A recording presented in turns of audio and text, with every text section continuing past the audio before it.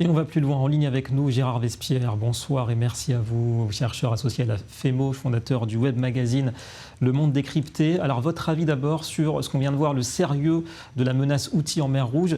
C'est un facteur de déstabilisation d'une partie du commerce international. Disons, c'est une opération où ce sont des opérations destinées à apporter le maximum de nuisances au trafic mondial qui passe à travers le détroit de Bab el-Mandeb.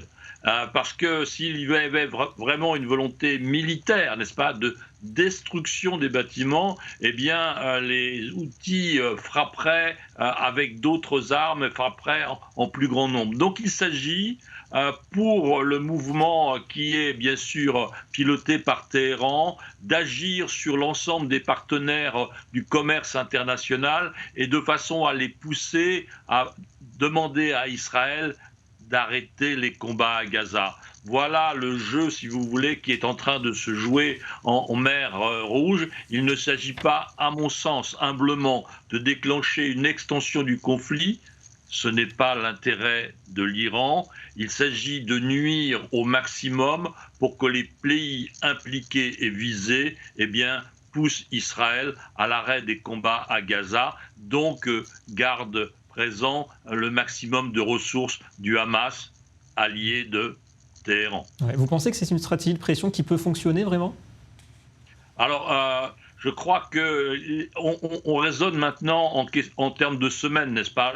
Je pense que nous sommes très peu nombreux à envisager une durée des combats à Gaza pendant le mois de janvier, février, mars. Bon, je crois qu'il y aura forcément d'abord par attrition du Hamas, ensuite les exigences économiques israéliennes et puis aussi les négociations, troisième volet, pour libérer les otages. Donc on se dirige vers un arrêt probable des combats à Gaza dans quelques semaines. Donc à l'arrêt des combats, eh bien, on aura aussi une baisse significative de toutes les interventions outils en mer Rouge. Ouais. En tout cas, la situation telle qu'elle évolue en ce moment dans la mer Rouge, à Bab el-Mandeb, est-ce que ça justifie, est-ce que ça rend pertinent, d'après vous, l'idée d'une coalition internationale contre ce groupe rebelle, les Houthis? Parce que ce soir, le Pentagone affirme que c'est un problème mondial qui nécessite une solution internationale.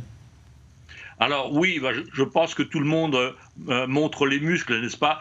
Vous avez montré des images du ministre des Affaires étrangères iranien qui dit on est au bord de l'explosion. Et le Pentagone et les Américains donc répliquent en disant nous allons monter une coalition internationale. Mais à partir du moment où la durée de la tension est limitée dans le temps, je ne pense pas que l'on se dirige vers une organisation internationale qui, premièrement, met du temps à se créer et, deuxièmement, donc aussi du temps à intervenir. Or là, le temps est normalement limité à quelques semaines, normalement, bien sûr. Il peut bien sûr y avoir des dérapages.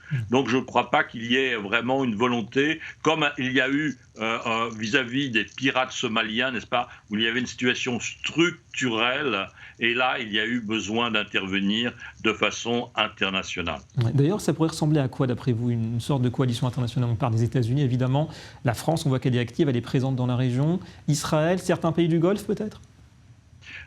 Je serais très très prudent sur la réalisation d'une coalition, parce que Voilà, la ça, on a coalition, compris. elle a forcément du temps devant elle. Or, je ne pense pas que la coalition qui pourrait se mettre en place ait du temps devant elle. Il y aura certainement nécessité de coordonner des actions militaires qui ont peut-être déjà commencé. On a entendu parler de bombardements, n'est-ce pas, de certaines installations, soit du port de Daïda ou bien d'installations militaires autour de Sahana. Donc il y a déjà des répliques, sans bien sûr donner les éléments de réponse sur qui est derrière ces répliques, mais il y a déjà des signes que la communauté internationale et Israël envoient au mouvement Houthi. Ouais. Alors on rappelle qu'on parle pour l'instant de la pointe sud-ouest du Yémen, donc de la mer, au niveau de la mer Rouge.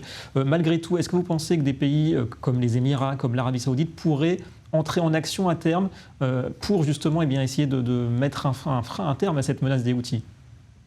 Non, je pense que la volonté internationale est de limiter l'intervention militaire ou les interventions militaires, et donc il ne s'agirait pas de faire rentrer dans cette situation très tendue déjà, des pays qui ne sont pas directement impliqués. Vous avez évoqué la France qui a effectivement eu un de ses bâtiments visés par des missiles. Vous avez évoqué les États-Unis aussi et des navires israéliens qui ont été menacés, militaires. Donc voilà, les principaux intervenants. Je pense que s'il y a une action qui est décidée, eh bien cette action sera menée par un ou plusieurs des pays qui ont été directement impliqués. Ouais. Un petit mot, parce que vous disiez que l'Iran n'a pas intérêt à ce stade justement à voir cette région déstabilisée. D'un point de vue stratégique, voir les Houthis pro-Iran, donc menacer ce passage de navires en mer Rouge, ça pourrait renforcer, ça pourrait légitimer la position d'Israël. Si Israël décidait de répondre avec vigueur, et donc ça desservirait donc les intérêts de l'Iran. Il y a un calcul complexe là pour les Iraniens.